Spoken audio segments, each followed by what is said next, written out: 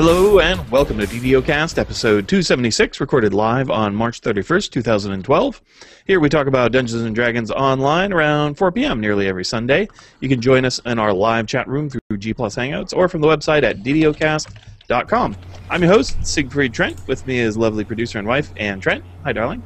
Hey, everybody. Happy Easter. And from DDO Gamer, we have Jeff Hanna with us. Hi, DDO World. Happy vernal equinox. Oh, there you go. And Passover, if you really want to count it. Sure. We'll include Passover too. No leavened bread on this podcast this week, but we do have the impending demise of MyDDO, funny stuff from Cocktail Hour, various news items, reader mail, and our ever-exciting sign-off feature. Always comes at the end of the show, just so you know where to zoom to. All right. Game news for the week. So, MyDDO failed its saving throw. On Thursday, Tolero made a forum announcement that a number of changes to the MyDDO community services and general DDO community services would be made. First of all, the forums are going to a new version of vBulletin. That's going to have a number of impacts, one of which is that you'll be using your game credentials to log in instead of your normal forum credentials. So, right now, if you log into the game, you're going to use a different name and password generally than the one that you use to log into the DDO forums, unless you set them up to be the same. But now you'll be using your game credentials for both things. Also, there will be some new styling to the DDO forums, probably updated, hopefully looking nice. A new home page. The class forums will return, and I guess possibly other forum rearranging. Only positive reputation will be able to be given out. Right now you can give positive or negative, but no more negativity on the DDO forums. Although there's plenty of negativity about some of these changes, but we'll get to that. Bug reports without a forum login will be available, and that's something everybody kind of likes. Should make it easier for new players of the game to file bugs, which is very helpful. Also, the DDO Compendium will be going away completely. It's just going to be discontinued. They say they're going to migrate the official guides from there onto the DDO.com website. All the fan-made stuff is going to go bye-bye, so if you want to save your work that you've done on the Compendium, you'll need to grab that. Also, no more MyDDO, no more player blogs at all. They will all be gone soon. So, if you want to preserve the fine work that you've done on MyDDO, you're going to want to go there and export your blogs from MyDDO. For some reason, it feels strange to say the word blog sometimes. But anyway, grab your blogs. You can save them into an XML format or some other formats. And then you'll be able to load up, if you want to continue your blog on your own page or somewhere else, you can then load up your blog onto other places. Sometimes the images can be a little bit more challenging, but at least get all the text and most of the formatting. Cordovan has a guide to migrating your blog, which is very nice of him, that you can find on, wait for it, MyDDO.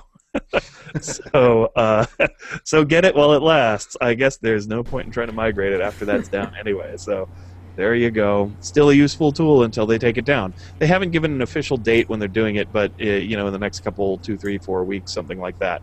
Basically when the next update hits or around then. They've been sort of conflicting statements about exactly how long it'll be there. But anyway, its days are numbered. Also, no more guild or character data services. So basically MyDDO provided all those APIs that people use to pull down character and guild data, so all that's going to go as well. The Chronicle will be moving to DDO.com. Character copy tool will also be moving over. I guess they're going to have to re-engineer that a little bit, so it might take a little bit.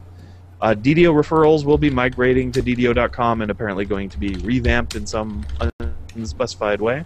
And, of course, no more lotteries. But we now have the daily rolls in DDO, which more or less are replaced with the lotteries we're doing before. So that's the deal. On the forum, of course, there was a great deal of gnashing of teeth. People are sad to see the MyDDO blogs go away. That's definitely something people are sad about. Also, the services, the APIs that provide data, people are not pleased to see those go. Some people's websites were heavily dependent upon them, and so those fan sites were pretty much kind of left out in the cold, not making people happy. Also, some people are very upset about having to use their game credentials to log into the forum, seeing that as a very potential security risk, because forums are often a little bit easier to hack than games are. Not always, but sometimes. And just doubling up on the accounts you use increases vulnerability in various ways. So people are not too pleased with that. Although I've heard they already did that in Lotro. They did the forum migration where you have to use game credentials to log in there. So Okay. Were there any complaints on the Lotro side? I don't they know. had I didn't dig they had into a- that, Jeff. They had a security breach. I don't know if it was related to the Switch, but yeah, they had a security breach in 2011 where they had to send out notices to many of their players to, please change your password. You may have been compromised. Mm-hmm. Now, Yeah, well, I don't know if it was that may have been before they did the Switch. I don't know. I just know they had it. Yeah, well, I think Do you we know had how that long in ago? DDO as well, didn't we? No, we didn't have one in DDO, and it was in 2011, and I have a link to it on my blog. I can go find it real quick. I'll go look. Okay.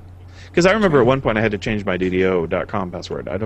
Maybe it was just me. It was just a thing that they thought my account might have been compromised. I'm not sure. I Okay. had to change it at one point. Sometime last year, I remember, because my password's different now, and it's kind of annoying. Yeah, I kind of hate having a unified login for my account because I like keeping my forum stuff separate. But with the other websites, they usually have you can actually opt in to a double login, double check thing. You can either have a key or a password, an extra auto-generated key through an application or something like that. I don't know. Are you familiar with that kind? Yeah, well, they have the little fob key things, or you can get programs for your phone that will do encryption password generation, and then so you have to generate one of those, and then it sends it to the server, and then if you log in the next X minutes, it knows that you've generated this independent key, and it's just an extra security measure to make sure the real you is logging in. Yeah, Star Wars had a fob you could buy, but they also just had an applet you could buy free download for your smartphone. Yeah, that's what I used for Star Wars. I used the app that you download. I think there's a website you could use too. They made it pretty easy to do it, but just an added layer of security. So yeah, I guess. I mean, I honestly don't worry about that stuff too much. I certainly don't use the same password in DDO that I use for, say, like my banks or anything like that. I have a special one. It's just for DDO. If my characters got hacked, I guess I would be annoyed, but not the end of the world, I suppose. I'm not sure. I guess they could strip my characters bare. I don't know. I don't think there's a huge cash market in DDO, so it's not quite like in WoW where. Are you saying that your DDO count isn't valuable? No, it's valuable. It's just I don't think it's not valuable to other people. You know what I'm saying? Okay. Like somebody could maliciously hack my account just to piss me off, I guess, and I would be very annoyed. I would hate to lose all my characters. Yeah, it'd probably make me not play very much, right? But I don't know why anyone would do it, right? That's the point. I don't think there's a lot of money to be made. Certainly not with my account. I don't have a lot of really super awesome loot or anything. You'd have to search for it to get it. So I don't know. Plus, I have so many characters to delete them all would take a long time. It'd be very busy. I'd probably log in before you filled out all your character slots, right? Well, I think I could buy more. I've got 30 , so. Okay, yeah, you can buy more. Atlantis, so. On one Jeff, server? what? Yeah, Jeff, I got Atlantis. how many character slots are there? Total. You start with 10, but I have 15. And that's only on one server. I have 15 on several servers. Yes, that's the thing. I have some characters on other servers, but just like one or two on various servers, and they, they're almost all like 5th level or 8th level. I should specify. VIPs get 10. Free to play only get 2, and premiums only get 4. Yeah, something like that, and you can buy them. Yeah, and when we went to VIP, we got grandfathered a certain number of them for some reason or another. There were ways you could I've forgotten so much. There were ways you could unlock additional character slots, and whatever that is, we got grandfathered some of those. Well, I remember when they did the server merge. We actually went around making extra characters so that we would merge all yeah, that was part of it. That's right. Yeah, because if you had merged in the characters, then you would have those character slots. And so you would make characters on every server to maximize the number of slots you would end up with. So, yeah. By the way, the answer to the earlier question was October 2011. Oh, okay. Got it. Okay. Yeah, when they got hacked. Right. So, but fortunately, I guess like I said, you can migrate the blog. So one of the things that people have been doing is offering to host them. So, and my DDO Gamer leading the way in that regard. Yay! Right? Jeff saves the day. Yeah. He's our hero. I just, I was going to talk about this more when we got to the DDO Gamer section, but... it's a good place for it. This is my DDO meant a lot to me personally, the blogging section. I feel really badly for the people who spent hundreds of hours writing code for aftermarket tools that are no longer going to be of any use at all. Yeah. So, your DDO and DD Oracle and my DDO Viewer And I mean, there was several, and some of which hadn't come out yet. I know J.J. Flanagan was working on 2 mobile apps that were going to use that information, and all those people are kind of left hanging, and I feel very badly for them. Sorry, go ahead. Oh no, the application stuff. That's a lot of investment for some people. You have to pay over I think it was $100 in order to get a developer app ID in order to publish applications on iTunes. So they donated maybe about $100 in order to put out a tool for free for people. So that's kind of unfortunate. I agree. So now, on the other hand, though, at least one person, I want to find this real quick. I want to actually read it. Your DDO, and I want to find the name of the guy who runs that site because it's a great site. Hold on. Yeah, it really is. Your DDO was fun because they really mined the guild information, and you could go see like what was the most popular character on a server, what was the least popular type of character, and how many guilds were big and how many guilds were small, and which guilds promoted the most people to be officers and which guilds didn't let anybody be officers, and all kinds of just kind of interesting, fun statistics and things you could learn about. Sure. So your DDO was one of the sites that took the information and sliced it and diced it in a few different ways, but his forum name is Silas O'Reilly, and he posted today. He's not going anywhere. He's going to lose this functionality from his site, but he's still got the monster manual, he's still got server status pages and crafting planners. He's going to change his focus to tools that don't require that type of information, and your DDO is not going anywhere. And all I can say is, you go, Silas O'Reilly, you go. Yeah, bravo. Totally. That's awesome. That's right. Yeah. So he's going to have more stuff. That's what he says. So good for him. Cool. So Cool. Now, another community that I felt kind of bad for is the MyDDO blogging community. And like I was starting to mention earlier, it meant a lot to me personally because that's how I got started in blogging. I never would have blogged. I had the word blog is weird. We need a better. Can we come up with a better word for that? It sounds strange when you say it a bunch of times. I know. It sounds strange when you say it once. Personal journals. Oh, too many syllables. Sorry, blog is a singular word. It's one syllable. I'll look it up. Hold on. Thesaurus. I started writing. I'm just going to use the word write. That works, right? I started writing because of my DDO. I mean, I'd done other things. Like I used to do a newsletter for a fantasy football league and stuff like that. But in terms of actually publicly writing, I never would have started a blog. There, see, I used it in context. A blog on like WordPress or something just out of the blue because the entry bar was too high. I'd have to have something interesting to write about. I'd have to have readers. I have no idea if I even know how to write. But my DDO gave me this safe little sandbox where I could cut my teeth and figure out how to write. And, you've got captive readers right off the bat with instant feedback. You don't even have to be good, and which is fortunate in my case especially. So I miss that, and that's going away for some people. So, plus you go to one page and you can see a dozen DDO blogs all in one place.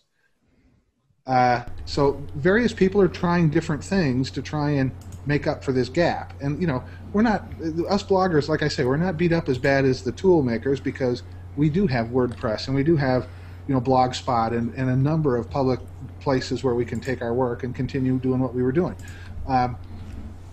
So I know that we have one blogger named Evennote who's creating a big multi-blog site feed. So there'll be one place where everybody can go and see everybody's posts, just like you used to be able to do on MyDDO. I am offering on DDO Gamer to any MyDDO blogger who does not want to or have the ability or is intimidated by the thought of creating their own site. If they want to continue to write, I'll give them a place. They can write on my site. So if you're a MyDDO blogger and you've lost your home and you're looking for a place to go to DDOgamer.com. There's go to my facts page. There's a feedback.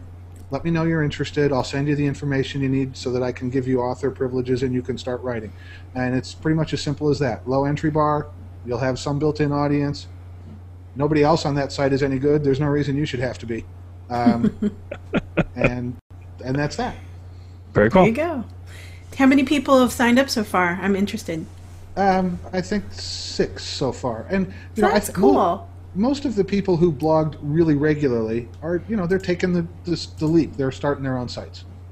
So, but a lot of the people who didn't blog so frequently, I mean, if you only write once a month, you really want to set up your own whole site for that. Well, I think those are the kind of people who are probably going to come to DDO Gamer. It doesn't matter. Everybody's welcome. Come on, have a good time. Just, don't write something that's going to get me shut down. Other than that, have a good time. Oh, no porno. Is that what you're saying? Well, unless it's really good. Oh, okay. It's got to have mind flayers in it. That's the. There you go. So go ahead. I was going to say, I don't think, your experience with having MyDDO be your first writing outlet or one of the early ones is too unusual. And as I recall, some of your first kind of more extensive blog posts were done on MyDDO for the Monster series you did, weren't they?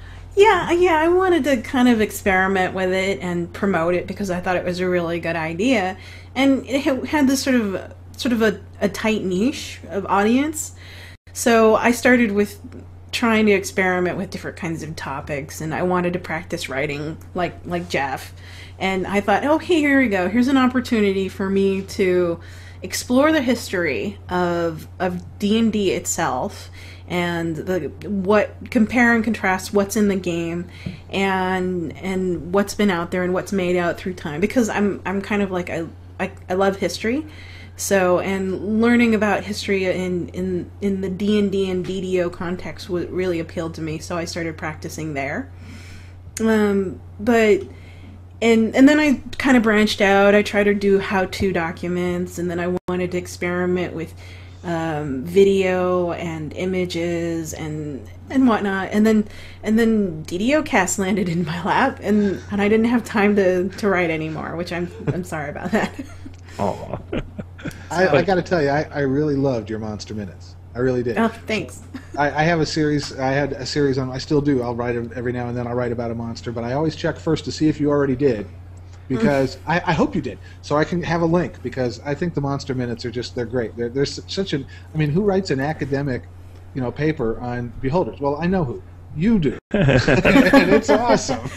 Well, it was so funny because it started out. How it started out, the idea was not only, it was actually at a gaming party with Jeff Grubb, co-author of Forgotten Realms, that Jeff Grubb, who I was with, and then his wife Kate, and Bill Savislek, who is currently working for Wizards of the Coast on Eberron and other D&D games. And I wanted to they mentioned a monster, I think it was like mummies, and I wanted to figure out, where did the phylactery come in? Why does there need to be a phylactery for mummies or liches or these undead creatures? And they told me the whole story.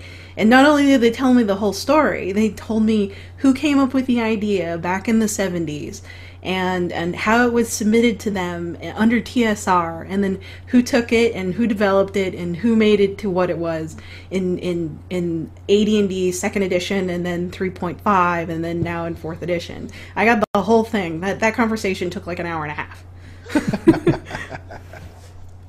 So that pretty much got me rolled on. I'm really lucky to have good friends like that. So yeah, and I think I've just noticed a lot of people kind of got started writing on MyDDO and continued and really picked up a love for it. So, well, it may be going away. It did a lot of good while it was there. It's kind of sad to see them drop it, because in many ways it was the one part of MyDDO that really worked well.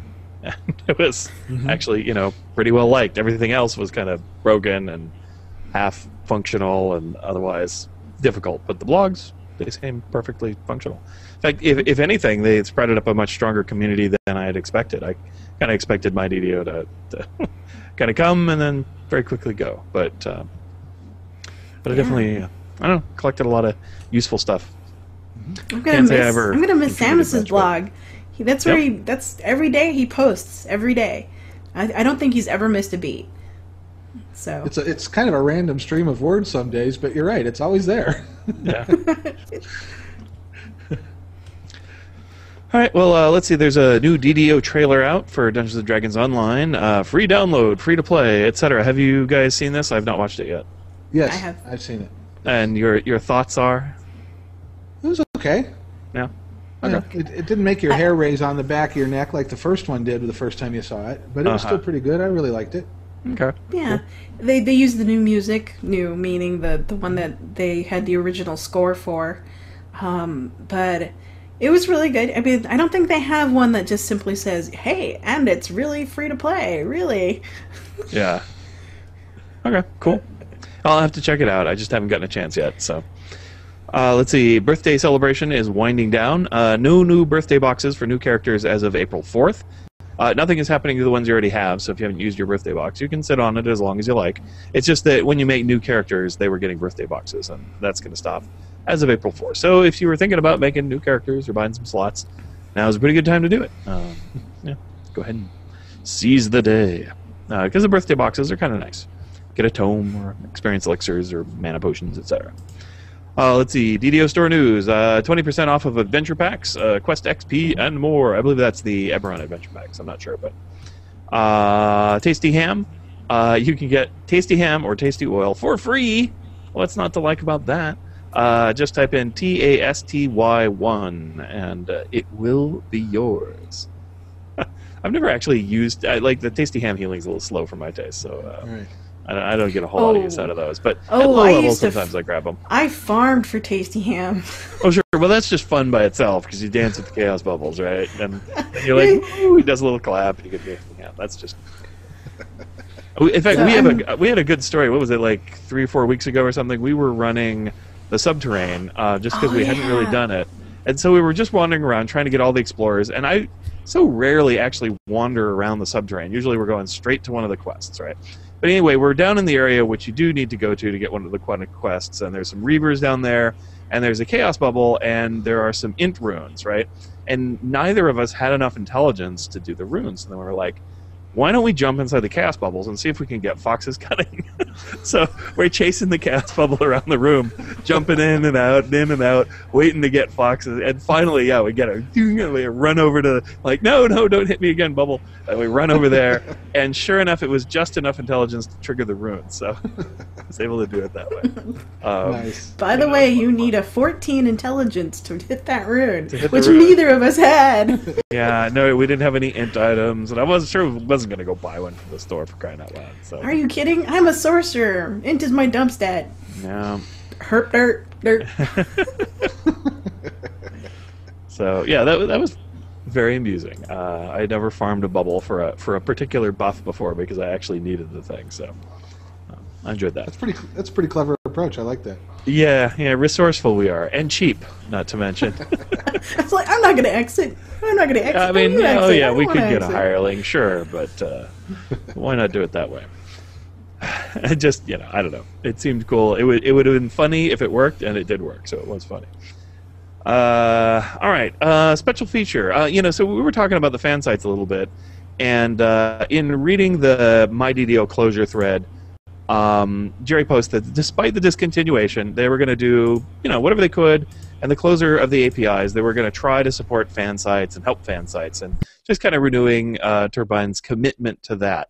And this was met with, I would say, a fair bit of skepticism and cynicism by the forumites, which is no great surprise. I mean, people were certainly appreciative of the sentiment, but as I recall one, and I did get a chuckle out of it, somebody said, yes, Turbine, not powered by your fans, powered by your fans' wallets, and so forth. So, which, yeah, is kind of true in a sense, right? So, but anyway, I felt a little bad for it. Turbine has been generally helpful to DDOcast, I will say.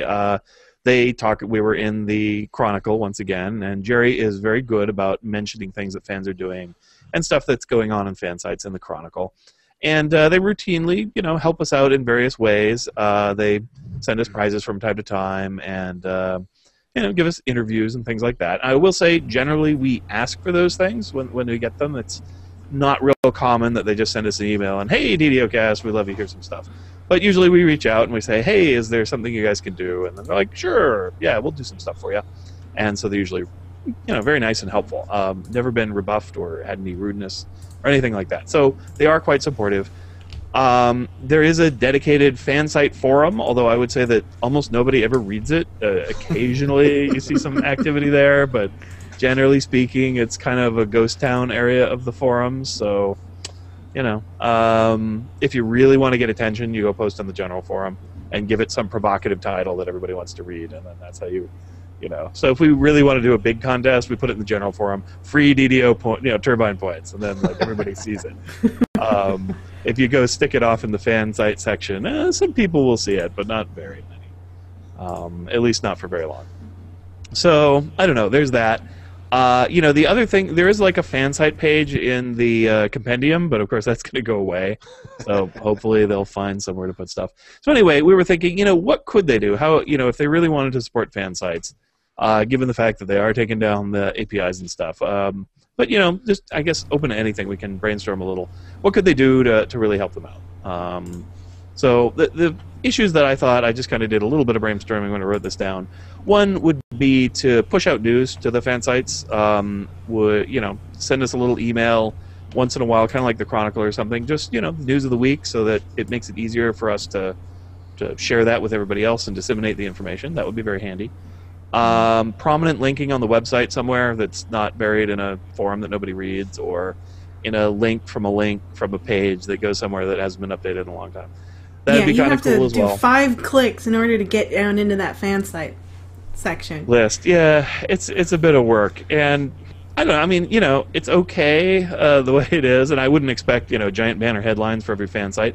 And there's always issues of which fan site, you love those guys, you hate us. You don't really want to get into all that sort of business. But right. I don't know, something would be nice, even just if it's a rotating nice spot, so different one every day, or it just kind of rotates by the hour or randomly. That would be great, but in a nice position where people can go, oh, I hadn't heard about that, and click on it and go there. That would be cool.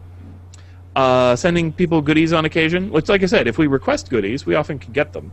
But it would be nice if just, quarterly or something, they would send various fan sites, stuff they could give people or stuff like that. That'd be cool. I mean, certainly... Well, it doesn't just have to be stuff either. It could be content, like special images that you don't normally get to see, and art, art. It took Jerry to get, concept art in order to put up on the website. And that fans love that kind of stuff. We love fan art. And it would be nice to be able to, as a fan site, to distribute it to our readership on our own websites too. Yeah. Or for the podcast, it would be cool to get the announcers who do the dungeon voices. They just have them record a little blurb for the website. That would have been awesome. That would be really cool. Oh, that would be great, wouldn't it? You're listening to DDOcast. Yeah. Especially if you can get that foul miasma guy. Oh, yeah. Yeah. Awesome. That'd be really neat. It would. And the other thing, for DDO Wiki, it'd be great to get database information. Like when they do a new update. Oh, look, here's an XML dump of, all the different Epic Destiny abilities, right? That would be fantastic. Yeah, and as a database developer, it's not that hard. Maybe take me an hour to make a little export for somebody for something like that, and that'd be super helpful for a lot of those kind of sites.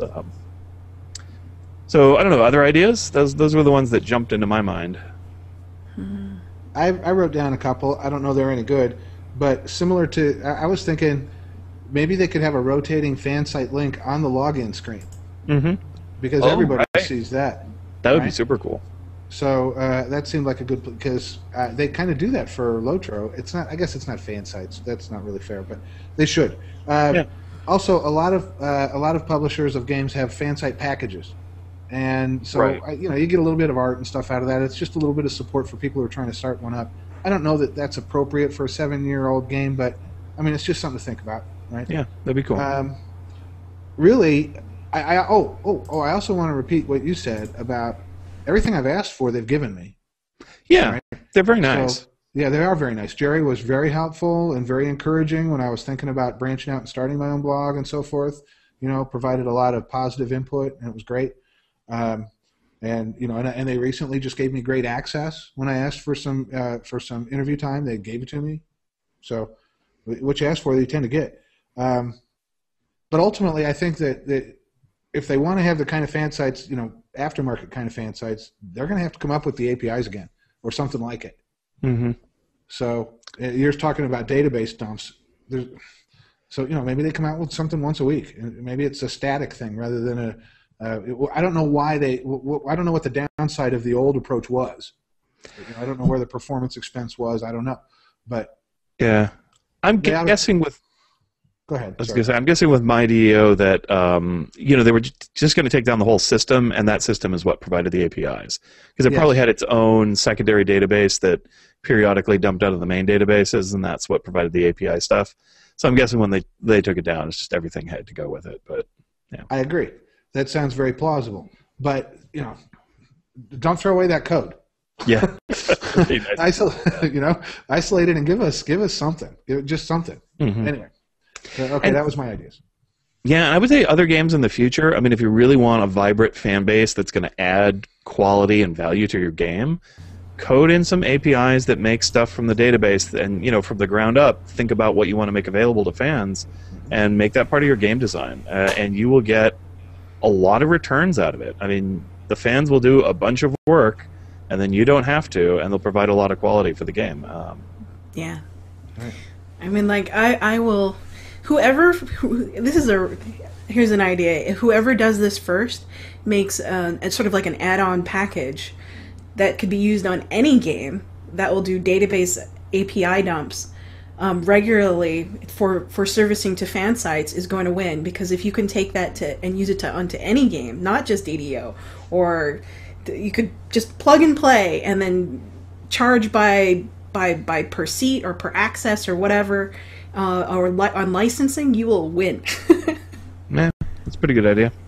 Yeah. I could definitely see, coding up something generic enough that it provides a sort of a standardized API to output data, and then all you have to do is, when you want to use it, create some kind of a mapping system so that it can request data from your service and then pump it in and then pump it out to the fans. And yeah, you can even provide example use packages. Sure. To allow people, here's an example of how to access our API, and here's a package that you can expand on. Here's a library, even. Mm-hmm. Yeah. Interesting. Yeah, that could be really cool. I mean, I know they're always worried about security and stuff like that, and any kind of access you give potentially opens up some windows. But, it's the way of the world. I mean, if Google can do it, then you guys can do it. Yep. They have a little bit more to secure than other people do, so... Cool. Okay. Well, let's move on and talk a little bit about stuff on DDO Gamer this week. All right. Well, we already hit some of the stuff, which is the big news is obviously the demise of MyDDO. Yeah. And that I'm offering a port in the storm if anybody needs it. If you're a MyDDO, I'll just repeat it. If you're a MyDDO blogger and you don't have the wherewithal or motivation or whatever it is to go up, or frequency of posting to justify setting up your own site, you're welcome to post on my site. Go to my fax page where there's a feedback form. Just let me know, fill it. I'll send you the information you need to get started, and you could be writing tomorrow. So it's that simple. I'm sorry, you're going to say something? I have a quick question. So if they post on your blog or your blog system, do they get automatically rolled into the syndicate feed, or what do you call it? Yes. The into one feed on RSS, so that people can subscribe to that if not? Yes. And cool. Yes. So, and in fact, they'll get announced by your. I suspect they'll get announced by the DDOcast script that you've written. Absolutely. Yeah. Yep. Well, yeah. I wanted to let people know that our DDO feed is now syndicated on DDOcast.com. So nice. I created a little section for it. So if you go to our website, there'll be our DDO refeeds, and basically I'm taking the feed that was it Everbright or Evernote. I'm sorry, Evernote. Thank you. Yeah. Evernote. Even now. Even now. On the site, even note. Okay, there we go. There you go. It's there, and it got pretty much as top of a spot as I could do. I'm in the middle of writing a widget so that it will circulate the latest articles on the sidebar at least. So nice. Nice. I've for now just okay. If you do want to, my site was written just for me, so it'll be a little while we figure out how to modify my site so that it can support multi-authors in a way that is, highly visible and gives everybody's work the same amount of emphasis that mine does. It might be a few days until we get there, okay? Because I can't do this stuff overnight, and I've got a wedding coming up, but we'll get there. Okay, we'll get there.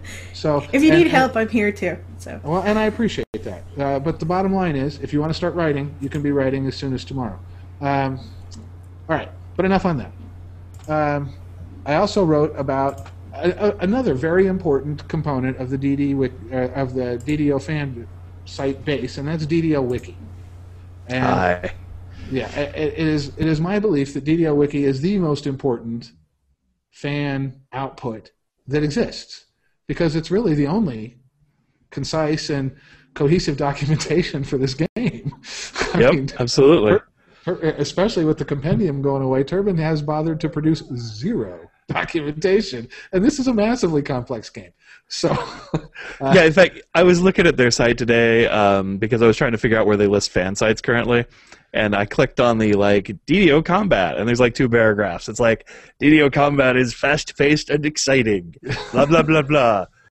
If that sounds great, you should click the button below to get DDO, right? So that's what they have to say about DDO Combat. Okay, yeah, well, super helpful. Let's say the wiki goes into a little more of the nuts and bolts. Yeah. Okay. The wiki is not. There's things about it that aren't perfect. I'm not going to pretend it is, but a lot of people have put a ton of time into that, and because of that, I can go to Google or Bing and I can type, DDO, and then anything I want to know. And odds are very good that it's going to take me directly to a wiki page where somebody has invested time and interest or effort to lay out exactly what I need, where I can find it. So, kudos to everybody who's worked on DDO Wiki. I think it's the most important thing we have. Hey, if Turbine wants to show support for fan sites, find a way to do something nice for DDO Wiki. Absolutely, yeah. Do that. Before DDO Gamer, before anything, do something nice for DDO Wiki. At least write them a logo. They need a logo. Do something. Anyway, so what else? Oh, and I wrote about Hagglebots this week because I have one. So I'm still on this long, apparently endless quest to collect the Fury of the Flame Maul for Chelina, the world's strongest halfling. And she cannot get the shard. She just cannot do it. I have run Spinner of Shadows, I don't know, dozens of times now, and I throw up an LFM to get people can jump in and join, and nobody's getting any shards. Nobody. So I decided instead to ransack the first chest in Servant of the Overlords, because I can do that 10 times in an hour, but I don't have anybody that can pop the chest. So I did. I got out my Hagglebot with benefits, Coin Surf. She's she's just a Hagglebot, but she's a good sorcerer. Well, she's not a great sorcerer. Okay, she's as good a sorcerer as you can be and still have a haggle in the high 70s. Okay, so ran her through a quick lesser reincarnation because I grew. She wasn't really planned so much as grown. So her skills were kind of all over the place. So focused her skills just on UMD and on Open Lock. And I managed to keep her haggle in the high 70s, keep her UMD in the high 50s, and get her Open Lock up into the 40s. It was enough to pop that chest. So now I can ransack that chest once a week too. Still can't get anything I want out of it, but at least I feel like I'm making faster progress. I'm spinning that hamster wheel a little more quickly. And I still have my Hagglebot. So I'm not sure how useful Hagglebots are now. Maybe this would be a good time for you to talk about Haggle. Sure. Well, first I have to ask, what class did you take to get the Open Lock access? Rogue. Rogue, so okay. I picked Evasion, Open Lock, and also UMD. Very good. Right. Yeah, my Hagglebot's a bard. He's almost completely useless. Doesn't have many benefits, but he is fun to play. I like to take him along on quests. My guild always groans a little when I ping him into the group. But I wanted to take him on something, and I was like, oh, wow, he's not even qualified for the Shroud yet. That's really sad. He's level 21, I think, but no Shroud access for him. I got to go run those quests on the guy. But, yeah, but I redid him so he could do traps and stuff, too, just so that he could be a guy in the party that can do something useful if nobody else can do it. One of those kind of, like, he can heal kinda, and he can do traps kinda, and locks kinda, and UMD. So he's good for something. Well, and Coin has multiple benefits. I mean, she can UMD anything, right? So she can back up heal at to a level. She can kind of sorcerer, like I say, for fairly decent sorcering. First life though, so only so good. But really, she's all about the haggle. But still, she can do epic normal and epic hard stuff. I would never take her into an epic elite anything, though. Ding. Yeah. Even in the epic normal, she's famous for having the coin deathometer. In most quests, it goes to double digits. Yeah. Oh, dear. Voted most likely to turn into a soul stone. Coin surf. Familiar with everyone's backpack. So about that haggle. Right, yeah. So speaking of the DDO Wiki, I ran over there because I wanted something a little crunchy for this episode, and I thought, hey, Hagglebot sound good. So I looked up some information, and I thought I would bring it to you guys, the audience. So if you don't know, if you're really new to the game, Haggle is a skill that you can have, and it helps you sell and buy things at better prices. It doesn't work for anything where you're buying and selling from other characters, just when you're selling from the in and buying from the in-game merchants. So it helps both.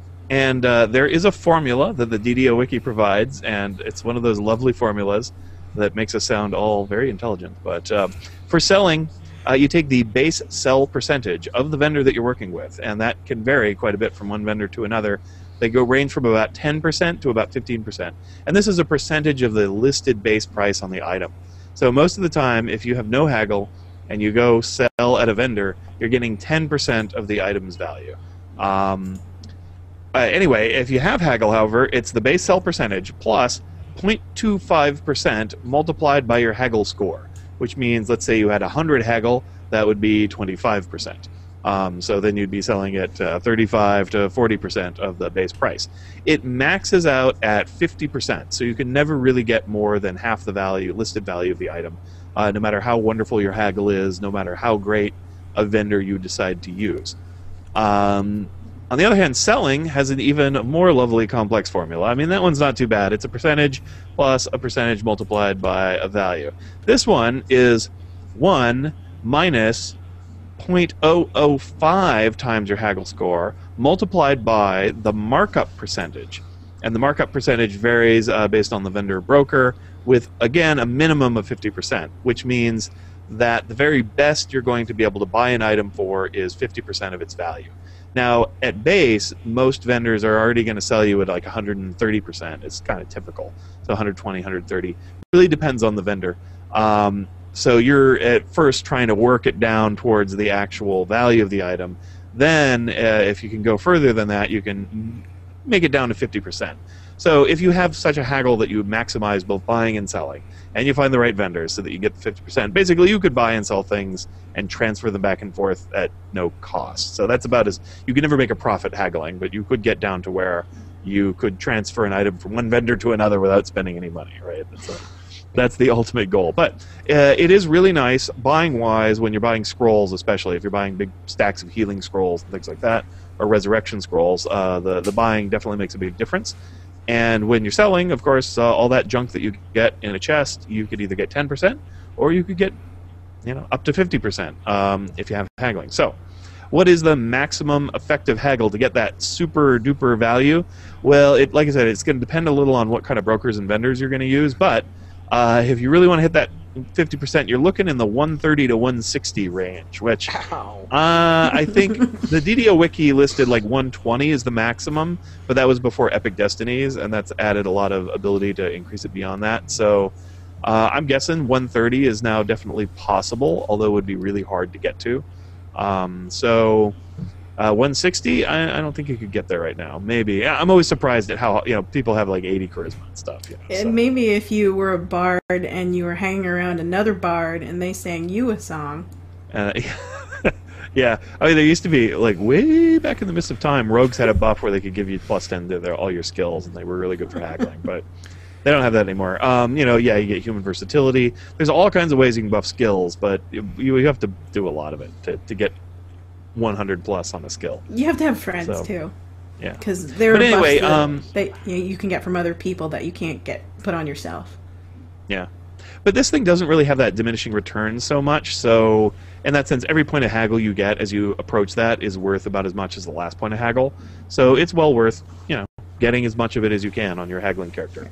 Or even if you just have a sorcerer or something and you want to pump up the haggle score, you get decent mileage out of that.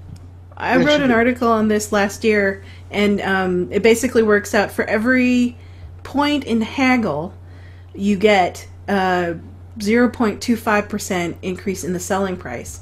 And then in buying price, you get a 0.5% decrease in the selling in the price itself, in the buying price. That's right. Mm-hmm. Yep, absolutely. That's how those guys work out. I think the bottom line is, if you're somebody who buys a lot of Silver Flame potions or Resurrection Scrolls or Heal Scrolls, you want haggle. Yeah, definitely. And if you're not, it's probably, I mean, it's kind of a hard skill to build up. The items for it are, they don't stack, and they're not as common. The named items with haggle on them are pretty rare. Oh yeah, named items with haggle are definitely rare. I mean, I usually use random ones. Yeah, and there's some other. There's at lower levels there's like these. I don't know if they're around anymore, but there were items. They had a special name. I can't remember what it is. They would give you +3, and then there was an improved version that you can craft that's like +6. And, persuasion persuasion and command. Yeah. And so those things they only happen on armor, as far as I can remember. Yeah. And named items, you can get them on like a belt or a hat or something like that. I don't know which actual name items they are. Yeah, you can craft them onto rings, which I've done. I have a low-level charisma character, and I have a persuasion ring. I use it for bard songs because it adds to that as well. So, so there's a bunch of ways you can get it up there, but it takes a bit. Now, the vendors, in case you don't know, pawnbrokers are your best place to sell things at. There are generic pawnbrokers here and there. There's one over in Ataraxia's who has kind of a medium price, but the other pawnbrokers are the ones that buy specific things, so weapon broker and that sort of thing. So the good brokers sell at 50%, and the base vendors, just kind of like your average vendors, sell at 10%. So that those are the places to sell. So if you want in 5%, that would be quite a bit of haggle. So it's well worth selling the pawnbrokers if you want to maximize your money. Vendors give better deals if you complete their reputation quests. This is one of the super little-known features of the game, and it's not really mentioned anywhere in the game, but people have ferreted out this data. But in the marketplace, for instance, if you do STK, I'm going to forget what STK is called. Shantikor, there we go. If you do Shantikor, you will get a better deal from the marketplace vendors. And if you're over in House D and you do the Cult of the Six quest, you get a better deal from them. So this doesn't apply to some of the newer areas. It seems to be something they sort of discontinued. Although I guess in the 12, you can get a bonus from those vendors by doing the Lord of Stone series. So just kind of one of those weird little things. Again, the DDO Wiki has a complete list of all the ones that are known to function that way. So something else to keep in mind. Generally with a haggle bot, you do want to try to get them leveled up because you get more haggle that way. Although usually you can make a first level or a VIP level haggle character that has a better haggle than any of your characters normally would. So even if you don't feel like leveling them up, you're still probably going to get some benefit from making a character like that. The best buys that you can get are from guild vendors. The ones in House K, they sell stuff at a straight base value, so at 100%. Those are the cheapest things to buy from in the game. It's kind of interesting the way the formula works for buying stuff, such that the worse deal you get from the guy, the more effective your haggle is at reducing it back down again. So because of the formula, the amount of haggle you have has more impact when the vendor is giving you a terrible deal. That doesn't necessarily mean you're going to get a better price, but it tends to even out the prices for you a lot more than for other characters. And of course, there's a bottom at 50%, so kind of a weird feature of the haggle system. The one people that you never want to buy or sell from, if you can help it, are Yugoloths. If you find a Yugoloth vendor somewhere, they're cheating you by as much as like 300% and stuff like that. So they really are awful, awful people. Well, they're demons after all, right? So what do you expect? But yeah, if you have any other choice, don't deal with the Yugoloths. But or the Afridi, the Repair Afridi. Right, he's like 450%. Oh, it's horrible. He sells like a Mastercraft, 0 plus 0 mall for like $50,000. Dollars. Oh. Yeah. Yeah, And he's the an other- evil man. Oh, he's evil. And the skeleton in the shroud. Don't buy and sell from the skeleton in the shroud. Yeah, no, it's terrible. I remember thinking, hey, this is so convenient. And I'm like, wait, I'm broke. What happened? Which I'm sure is what a Yugoloth would like you to think, right? Yes, mortal, great deals. Location is everything, let me tell you. So, yeah. Now, in a way, that's a very role-playing, very lore-appropriate kind of a thing to do, so that's kind of cool. So, You know what I miss is this was on Kyber, but there was a group of 5 or 6 guys all did Hagglebots, and they would buy and sell to everyone. They would do haggling for everybody, and you could. I can't remember the name of the store they ran. S-Mart or something like that. Shop Smart, Shop S-Mart. Was that Yeah. it? Yeah, probably. Yeah. well, there was a Quickie Mart, right, that I don't know if that was it, but Yeah, maybe that was it. And they would mail it to you. You'd mail them plat. They were in the game a lot. They had some sort of rotating shifts thing, and you'd mail them what you plat, and they'd mail you what you were ordered, and or you could sell them anything you wanted for 20% of base value, and they'd buy it. Anyway, that was a cool, interesting service. I kind of missed that. yeah, it was really interesting what they did. And I think some of them even had some kind of weird thing where they had their character scripted, so you could trade with them, and it would trade you plat for stuff and things like that. But it was pretty neat. I remember they eventually shut that down, and there was much sadness, but they did turn it off. Cool. Yeah, on Thalanis, we have a guy who does raffles now and then, who had quite a bit of controversy, but it's him. You could buy tickets for the raffle, and they would raffle and give the cash to somebody and keep a certain percentage of it. Heaven forbid we have player gambling. Oh. Yeah, no, I mean, Turbine said it was perfectly okay. They said he could go ahead and do that. Some people really complained about it, partly because they just felt like he was spamming a lot. So he made some arrangements and did less of that. Managed more of it on the forums and stuff. But last I heard, he was still doing his thing. Good for him. Yeah. Of course, now plat Yeah. is useless. Yeah, true. Well, speaking Oh, of... bum. Oh, no. I was going to say, are you done with Haggle? Because I have a related I thing am. with Astral Shards. Oh, okay. Go for it. The weekly Sarlona Astral Shard market report. Ooh. Ooh. Da-da-da-da-da-da-da. Ba-da-da-da. From Yeah, DDO. well, I Now, can't the promise Astral I'm Shard gonna- report. Sorry. I can't promise I'm going to bring this up every single week, but I saw some stuff this week that I just absolutely had to share. Now, let's see if I can find it fast enough. Here it is. And let's see, do you see that? Yep. Ah. So there's my favorite in there is a convalescent bracer of superior parrying for 70,000 astral shards. What? Or in other words, $4,200. What? Can you say bank space? Smoking. Crack? 4,200, and that's not even the most expensive thing. So there are 2 items for 100,000 astral shards on Sarlona as of the time I took this screenshot. Wow. 100,000 astral shards, and yes, they're nice items, but they don't come with sex or anything. They're not that nice. Yeah, I wonder if anybody has 100,000 astral shards even. I mean, I have to expect at those kind of prices, somebody is just sticking that up there so that nobody buys it, and then they can, Yeah, and I then assume if somebody it's does, they're backspace, like, too. yay. I think you're right. I think somebody's just extending their bank space, but wow, what a typing hassle to have to do that every 3 days. But hey, whatever. Yeah, I don't understand people who do that either, particularly. It seems kind of silly, but I don't know. Very strange. That's odd. There may be some other more rational explanation, and if somebody knows why people do that, go ahead and let us know. There could be something clever. They can't add or multiply? They don't know basic arithmetic? They've confused astral shards with gold pieces. Well, I don't know. I don't know. Yeah, it could just be new people too, I guess. But Sure. all right, well, let's see. Speaking of giving stuff away, DDOcast and DDO Gamer are teaming up to give away some Turbine Points that we won for leaving a video message on Tolero's thing. So we were the only people that entered, so we were the ones that won. And we're going to give away the points to other people because that's the kind of folks we are. So we've got 4 250 Turbine Point codes. Not especially big, but still kind of cool. And we're going to give you chances to win these.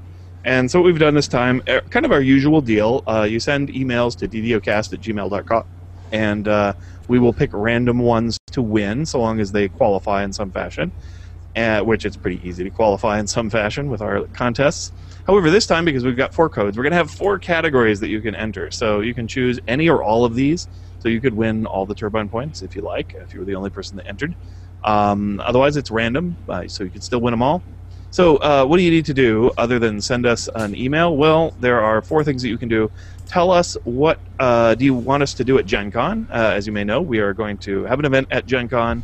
It will be DDOcast episode 300. We are probably going to do some bonus DDOcast to make sure it's episode 300. Because we like round numbers, and that's just kind of cool. So, but tell us what you would like to do at Gen Con, or like us to do for the Gen Con show, and that would be cool.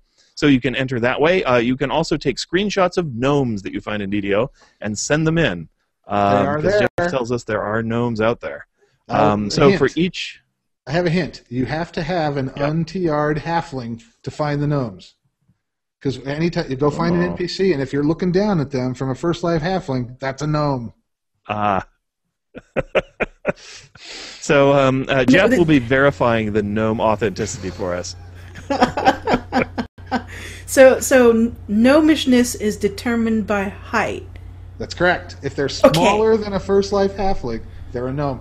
And there's at least one in Faerun as well, as more than one in Eberron. Okay, right. Very good. So not by examination, only by height. That's correct. Yep. All right, so send us a picture of those. For each distinct gnome that you find, you will get an entry credit. So if you send us 4 pictures of gnomes that are different, then you will get 4 chances to win. You can also send us your character builds. Whatever you like. It doesn't have to be super detailed. It could just be a printout from Ron's character planner, or you could just describe what levels you took and kind of what the character's about. Whatever it is, just neat stuff. Ideally maybe in a format good enough that I can explain it to other people on the show if I think it's cool. If we do that, of course, I'll give you credit. But all you have to do is send us a character build such that I recognize it as a character build, and that will count as an entry. And then finally, you can send us one or two, but it's going to be one category, a motivational poster or album cover in the tradition of Jeff's motivational posters or album covers or other ones you find on there, on the forums or whatever. Don't send us somebody else's. Send us your own. It can be one that you've already shared with other people. That's fine. But even better if you make up one. If it has, tell you what, if it has a DDOcast in it somehow, then we'll give you a double chance to win. So I like that. Yeah. We'll enter your name twice. There you go. So, yeah. Give us a little fan service, as it were, and we will do either. We'll give you an extra chance to win. So, send us an email with all or any of those, and that'll be great. We'll sort it out, and we'll do the random roll, and we'll send you your Turbine Point codes. Generally, we'll give about 2 weeks for this one, so it takes a little while for people to be creative. It might be hard to find gnomes, so yeah. So we'll do 2 weeks. So we'll announce it on show 2 weeks from now. Yeah. Cool. So and once again, just go over the whole thing really quickly for people who are just tuning in. Okay, sure. Email to ddocast@gmail.com. You can win 250 Turbine Points for each of these categories. Tell us what to do at Gen Con. Take screenshots of gnomes in DDO. Send us a character build or a motivational poster or album cover. Got it. All kinds of ways to win. It's crazy. I spend a while sorting through emails, but usually they're a lot of fun. So don't worry. We'll help. I won't. No. Well, Thanks, Jeff. You have to verify the gnomes because I haven't got. You have to verify the gnomes. You get forwarding gnome. Okay, you get the gnome porn. You're on Gnome Patrol. This week on Gnome Patrol. Yeah. All right, what you been doing in DDO? Let's do that. Me, not very much DDO this week. I had a card tournament. Came in 13th. I had a lot of fun though. 13th out of some 40, 50 people, something like that. So I did pretty good, but just not quite good enough. And played a little bit of Civ 5 because I love that game, and I bought an expansion. Been contemplating hirelings. We talked about it a little before, and I think I've mentioned this hireling before, but Ann and I were using him, and this guy is really good. Anal Schwartz. Arnold Schwartz. There we go. Which I just not call anal. It's Arnold Schwartz. Arnold We call him Arnold Schwartz. That little dwarf, he's a dwarf barbarian. I think he's level 16, 17? 17. Hey, he kicks ass. He is really good. Like, I'm used to the hireling melees being just kind of pointless, basically. They're just a bag of hit points that run around and take some damage. So I almost never use them. Mostly it's just healers, sometimes wizards. But man, that guy kicks some butt. Haste him up, give him a little bit of protection, a little blur on there. And yeah, he does, routinely does over 100 points of damage with his axe, and Nice. it's got adamantine on it, so it's pretty good. When he at crits, he bypassing does stuff. 300 damage. Yeah, I've seen him do, hundreds of points. He's really pretty good. I mean, he's better than some people I've played with, so I kind of approve of that guy. Now, I tried a different barbarian around the same level. Terrible, just awful. You're like 30 points of damage. Get out of my party. Useless. But that guy, he rocks. And he doesn't die very often, so I heartily approve of Anal Schwartz. Or Arnold Schwartz. I just can't say his name right. Because once you see it, once you've said it one way, you cannot say it the other way.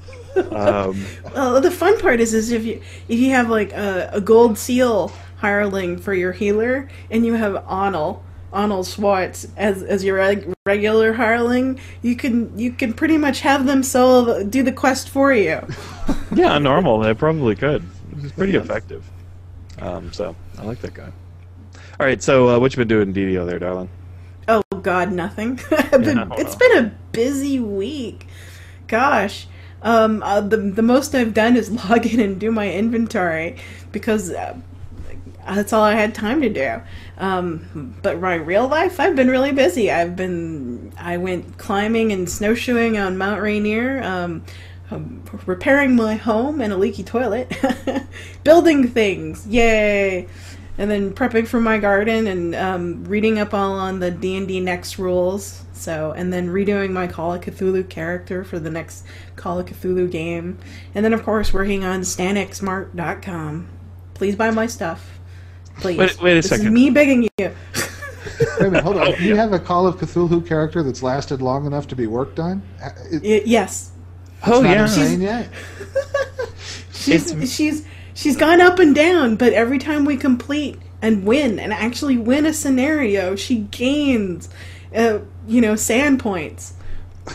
Yeah, it's Pulp Cthulhu, so it's a little bit, a little bit more heroic, I guess. But yeah, strangely enough, and in my character especially, has more sand than he started with after like 8 adventures or something like that. But he actually, he just sort of believes in monster. He thinks he's the hero of a pulp story thing. It was supposed to be kind of like Scarecrow and Mrs. King, was it, or Remington Steele, right? So I was sort of this English dandy or whatever who fancies himself an adventurer, and she writes stories about my adventures, but they're usually pretty outlandish and fantastical. But he was just sort of, sure, I've seen lots of monsters all over the world. He talks like Sean Connery, right? And so he takes everything kind of at face value and doesn't understand why other people would think any of that could possibly be fiction. So, so you might say he's a little crazy to begin with, but yeah, they've lived a really long time. Come close to being shot plenty, but close to death by maiming, shooting, killing, explosives. Plenty of their companions have fallen by the wayside over the years, but So, darling, I think what you're saying is, like, if you don't play DDO all the time, you might get things done in real life. Hey, yeah. I've been getting things done, so lo and behold. Well. Of course, I just played other games, so I don't know. How about you, Jeff? She climbs a mountain, you play Civ 5.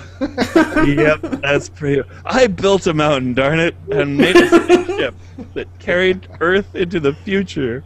Really? Well, I didn't get as much DDO time this week either. I have a wedding coming up next weekend, so the clock is ticking. Lots of home repair, lots of home improvement, other home-based related things. But having said that, I did get a chance to get soak up some of that lovely 20% XP bonus on my TR character. So my gamer girl is trying to pace my TR with her TR, and she also has a First Life character that's going to become her new TR. So she's trying to keep 2 characters up with me. Wow. It's stressful. So, today she's soloing and giant hold as fast as she can. I'll catch up. I want that 20%. That's so cute. So, anyway, and of course, the never-ending spinner of shadows, seeking the shard that never falls. All right. Well, we have something that we have not had in a long time on DDOcast. We have a new commercial, so we're going to play it. Hello and welcome to the DDO Cocktail Hour, a podcast that focuses on the lighter side. What? This is the bumper for the DDOcast, not the DDO Cocktail Hour Open. Well, I just want people to listen to the show. Exactly. I just want to make sure you're not, starting the show. I'm pretty sure you don't even know what you're doing. Right now, we're going to do the bumper first. That's what I was doing. We do the bumper, and we'll send it over to the DDOcast. This way people remember that we're back, then we'll open the show proper. I'm not even sure how I put up with you sometimes. Well, it's because I'm fuzzy. All right, fine. Listen to the DDOcast. I mean, the DDO Cocktail Hour. God. Yes. I'm so fired. Yay! So good to have a commercial, and so good to have Cocktail Hour back. They recorded episode 63, fresh off the mic. Samus and Lessa chatted up about DDO. They got movies, TV, more. And yes, I did listen to it. I listened to it before the show today, and I enjoyed it. It was quite amusing. And it is currently uncensored for your pleasure and unedited for Lessa's ease of editing and putting out the show, which I highly appreciate on both accounts, really. So, yay! cool. We don't have to be funny anymore. Maybe we were funny at some point. I don't know. My favorite part about the most recent episode, they got to minute 15 before they even used the initials DDO. Yep. Takes them a while. Yeah, they got to work their way around to the topic. They got to get a couple drinks into them before they can actually say the word DDO. Yeah, there's a big world out there, and they're going to talk about all of it. Oh yeah. Well, they did have DDO talk though. It was there was some in there. They did. Yes, so they did. In fact, Lessa made one of my very favorite points. They are not tunes, ladies and gentlemen. They are characters. Ah, yes. Nah, tunes. No. Tunes. So you have a Call of Cthulhu tune then? Yep. Mm-hmm. And she's comical. She's hilarious. Nope, they are She's characters. a debutante. I love you guys, but you're horribly wrong about this. They are characters. No, I usually say characters. I've been known to drop tune every once in a blue moon, but it's like I have to be talking about them in a certain respect. And I don't know what that is, but I have used it on occasion. But I usually say characters. That's the way I think of it. Yeah, that was my cat, Kaya. She wants to play with a laser. I think she was pained by your use of the word tune. You're absolutely right. She said, it's not tunes. It's a character. Kaya takes your role-playing very seriously. Yeah, well, we're very happy to have Cocktail back and functioning out there. So and have Lessa playing again. That's awesome, too. Let's see. We got DDO Chronicles still on my DDO for the time being, and reporting on stuff going on in the fan community. So Blue Wizard has a guide for the Fall of Truth. If you want to check that out, it's on the forums. We'll have a link in the show notes, as usual. Player named Dracy has a new Chibi DDO comic up on our Chibi DDO comic series. Also, there's other regular comics on there, but it's been doing DDO comics lately, and it's very cute. I like them because they don't have any words. They're just sort of just the images, but they tell the story really well, which I think is a very cool trick. So that's worth checking out as well. Chronicle comment, spring. It is time for spring cleaning. What is the first thing you clear out of your inventory bag? I don't have a funny answer. Usually it's some kind of either a consumable like, what are they? The healing kits. The healing kits are often the first to go, and that or any collectibles that have overflowed my collectibles bag. So that's the stuff I chuck out when my bag is full to pick up other things. Otherwise, I keep everything. How about you, darling? Number one, soul stones, because somehow they end up in my inventory when I'm trying to slip up those collection items. That's true, yes. So it was like, oh, there's a soul stone. What is this doing in here? Drag, drop, there it goes. And you can't put them on the market anymore, so. Yeah, exactly. Those pesky soul stones. I clean nothing. I keep it all. I have every little fragrant drowse hood I've ever accumulated. I still have. And I love them all. I used to name them. So what do you do when your bag is full? Well, okay. I have a huge bag, and then I had another huge bag. So, but you can still only have 1,000 of anything, and I do have more than 1,000 of a few things, like for example, Blades of the Dark Six. So, every now and then, if you look on the auction house and you see 1,000 Blades of the Dark Six for probably not very much money, okay, now you know where it came from. Very good. You're a Blade of the Dark Six dealer. Let's see. Also, Tiller has a new community. Pardon me. A new community video. She talks a bit about the daily treasure roll and also physical dodging in DDO, which is, I think, is good information for new players because it's kind of an unusual feature of this game. How you can dodge out of the way of fireballs and arrows and other incoming projectiles. So that's pretty cool, and something I really like about DDO, which is pretty good. Let's see, we've also got a little bit of lightning mail this time, lightning post.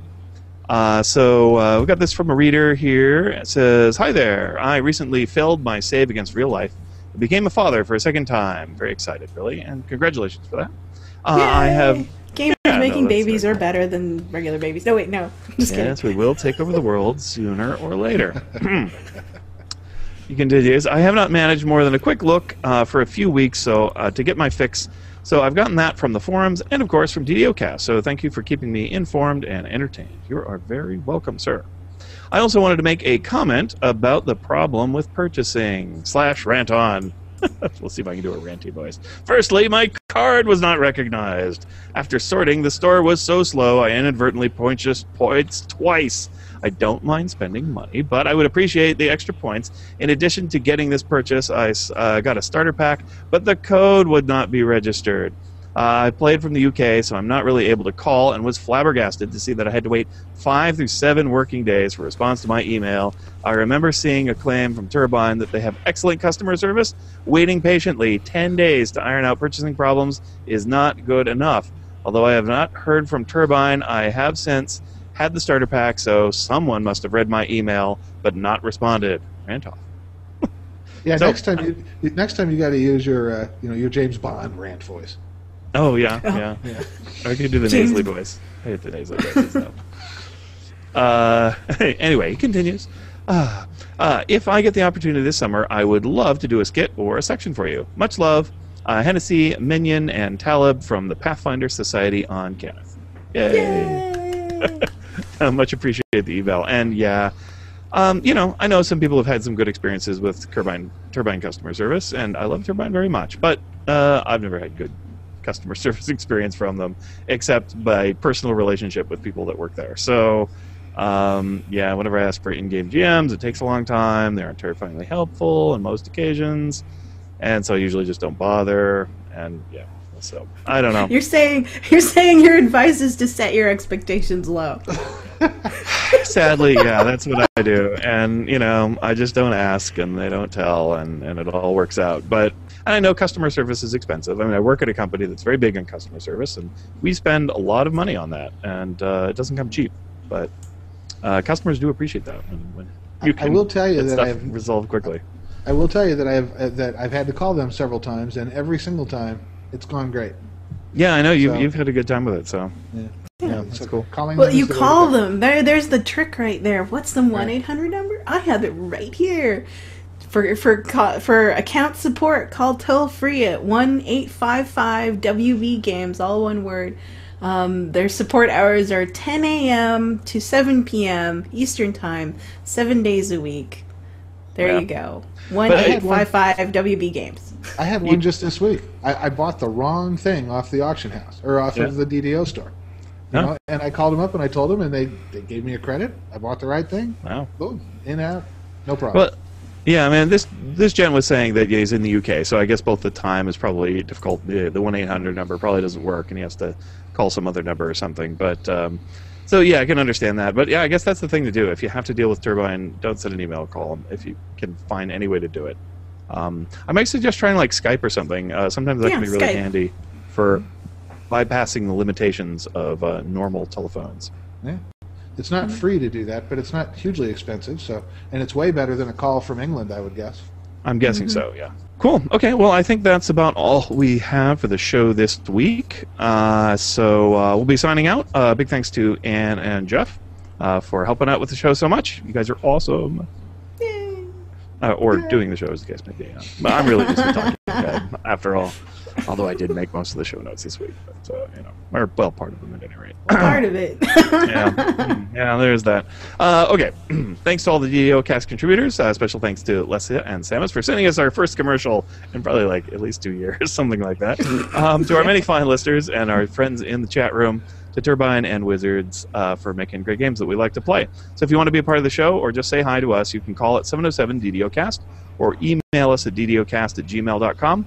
Till next time, may all your attack rolls be crits, all your chests level appropriate, have fun, and don't forget to check your Easter eggs for special flavoring before you eat them.